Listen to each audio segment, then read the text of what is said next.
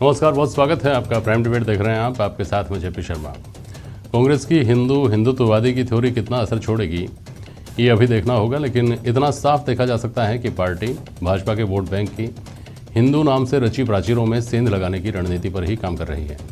साफ झलकता है कि पार्टी के रणनीतिकार किसान आंदोलन, कोरोना प्रबंधन और महंगाई के मुद्दों पर भाजपा के वोट बैंक में दरारें पड़ी देख रहे हैं और इन दरारों को भरने वाले हिंदुत्व नाम के रसायन को बेअसर करने के एजेंडे पर काम कर रहे हैं।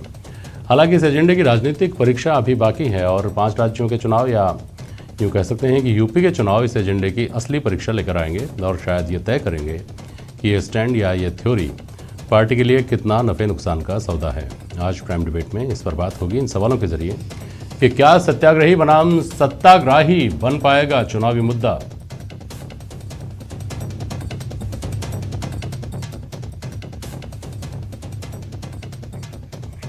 कांग्रेस का हिंदू कार्ड भाजपा के हिंदुत्व कार्ड के लिए कितनी बड़ी चुनौती, और क्या 5 राज्यों के चुनाव में हिंदू कार्ड की भी अग्नि परीक्षा होगी।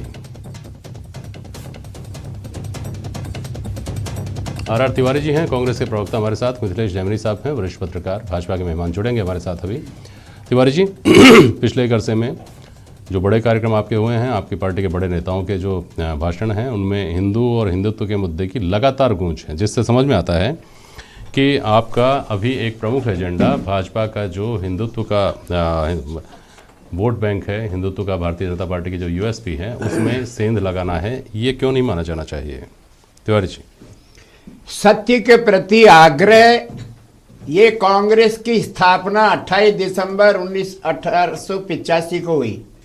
जिस दिन से आज 137 साल पहले जिस दल की स्थापना हुई, उस समय तो शासन अंग्रेजों का था, जिसके बारे में कहा जाता है दुनिया में उनका सूरज डूबता ही नहीं है।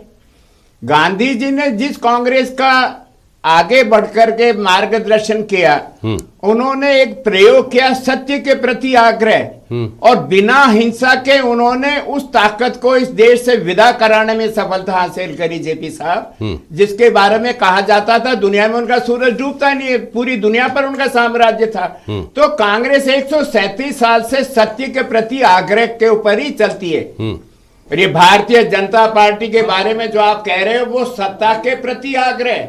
मैं पूछना चाहता हूं भारतीय जनता पार्टी के नेताओं से, जनसंघ की स्थापना किस उद्देश्य से की गई थी?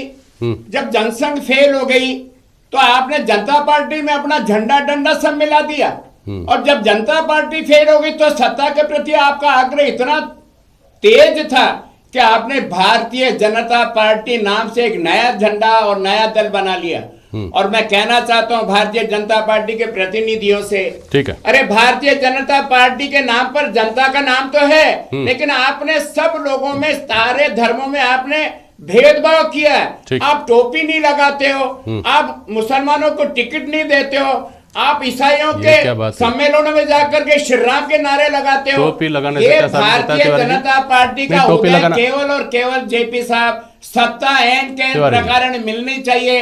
चाहे मध्य प्रदेश में सरकार कांग्रेस की गिरा दो, चाहे कर्नाटक में सरकार कांग्रेस की गिरा दो। मुझे समझाइए क्या नहीं मुझे समझाइए, क्या सेक्युलर देखने के लिए टोपी लगाना जरूरी है? मैं कहना चाहता हूँ देश में हर धर्म का अपना एक पहनावा है।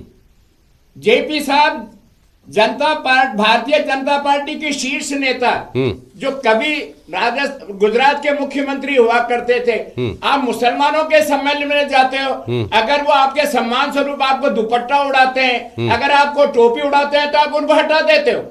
गुजरात में एक किसी को टिकट नहीं देते हिंदुओं के अलावा।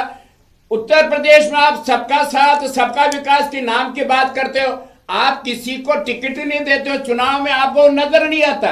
और महिलाओं के नाम पर आपको लगता है हमने 3 तलाक का बिल हमने पास करवा दिया, हटा दिया। मैं कहना चाहता हूँ केवल सत्ता के प्रति आग्रह है, और कांग्रेस सत्य के प्रति आग्रह, हमें सत्ता मिले या नहीं मिले, लेकिन देश में भाईचारा रहना चाहिए। तिवारी जी, आपसे मैं निवेदन करूँ, सुन लिया करिए।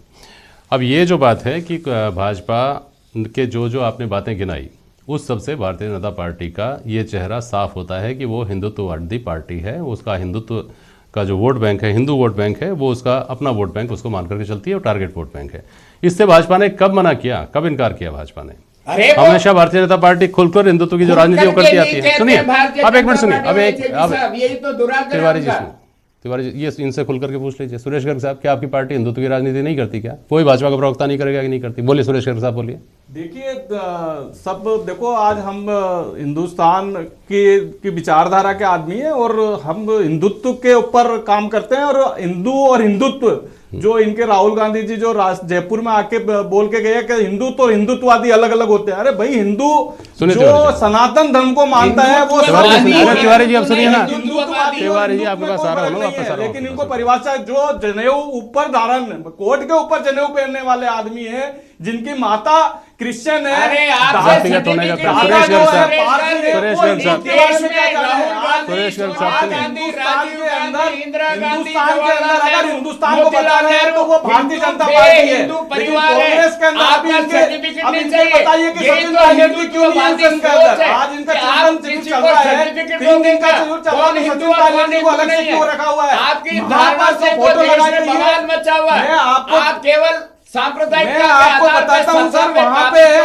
इनके राष्ट्रीय अध्यक्ष जी की फोटो नहीं है। ताजुब, मुझे तो ताजुब होता है कि इनके राष्ट्रीय अध्यक्ष जी की फोटो गायब है। प्रशिक्षण शिविर चल रहा है और राष्ट्रीय अध्यक्ष जी की फोटो गायब है। प्रशिक्षण शिविर के अंदर जो मुख्य द्वार है उसके ऊपर ये इन्होंने फोटो लगाई है, उसके अंदर राष्ट्रीय अध्यक्ष जी की फोटो गायब है। तो इनको कहाँ सम्मान है? इनके पास तो सम्मान ही नहीं है। फोटो को लेकर तो हर 2, 4, 5 दिन में, 10 दिन में, महीने में आपके यहाँ से खबरें निकलती रहती हैं, जिसको लेकर आप कहते हैं मैं ये कहना चाह रहा हूँ, राष्ट्रीय फोटो को लेकर आपके यहाँ ज्यादा बड़ा विवाद है। फोटो को लेकर नहीं हुई है, लेकिन यहाँ मैं बताना चाहता हूँ राष्ट्रीय अध्यक्ष जी की फोटो गायब है। किसान तो सम्मेलन आप में क्या आपने जनता का भला करेंगे? आप मार्केटिंग के घर पर आपने आप बताइए कि आपके 3 साल पूरे होने के बाद भी आपने किसानों का कर्जा माफ किया है क्या?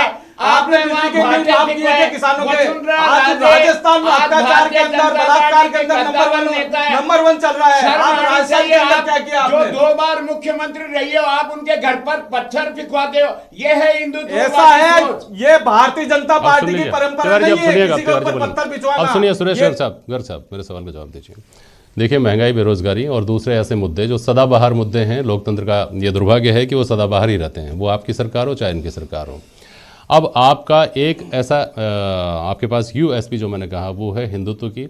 हिंदू वोट अपनी आस्था राजनीतिक तौर पर भी कभी नुमाया करने में परहेज महसूस नहीं करता। चुनाव होते हैं तो आपको वोट देते हैं और इस नाम पर वोट देते हैं और आप लेते हैं, खुलकर लेते हैं। तो क्या आपको इस बात का कहीं चिंता नहीं सताती, इस बात का कहीं जोखिम नहीं दिखता कि और सारे मुद्दों में तो हम पर भी आरोप हैं, तो कांग्रेस की सरकारें रही हैं तो उन पर भी आरोप हैं। एक चीज़ ऐसी थी जो सिर्फ आपके पास थी, अब कांग्रेस ने उसमें भी हिस्सा आपसे छीनना शुरू कर दिया है या उस एजेंडे पर